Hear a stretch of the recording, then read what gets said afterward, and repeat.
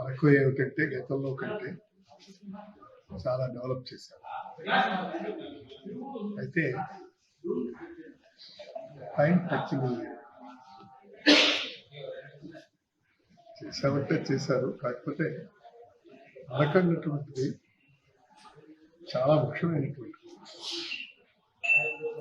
దీన్ని నిలబెట్టుకోవాల్సినటువంటి బాధ్యత మనందరి మీద ఉంది. ఇది టూరిజం హబ్. ఈ టూరిజం హబ్ని ఏ విధంగా డెవలప్ చేయాలనేటువంటి మనకి తెలుసు. ఇప్పుడు ఇక్కడ బొర్రా కేవ్స్ ఉన్నాయి, తర్వాత ఇక్కడ నేను బొర్రా కేవ్స్కి వెళ్ళాను. అయితే దీన్ని ఒక సర్క్యూట్గా పెట్టాం.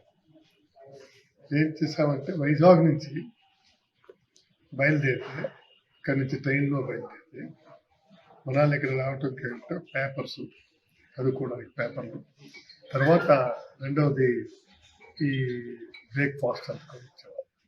తర్వాత చూసిన తర్వాత లంచ్ అయిన తర్వాత రిటర్న్ ప్రయాణం ఏమిటంటే మేము బై బస్ పెట్టాం.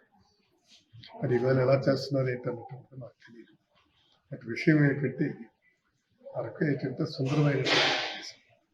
దాన్ని ఏ విధంగా మనం చేస్తాం దీనివల్ల. తర్వాత ఇంకేంటి భోగాపురం ఎయిర్పోర్ట్. నాకు అది విచిత్రమే ఉంది. వాళ్ళు చేసిందేంటి 70-80% దగ్గర వరకు మేమే చేసాం. మేము చేసిన దాన్ని మరి వాళ్ళ ఖాతాలో వేసుకుంటామంటే వేసుకోండి. ఎవరో కన్నబెట్టిన బాబాబు అని ముద్దులాడతారంటే ముద్దులాడుకోకూడదు. అర్థం కలదా?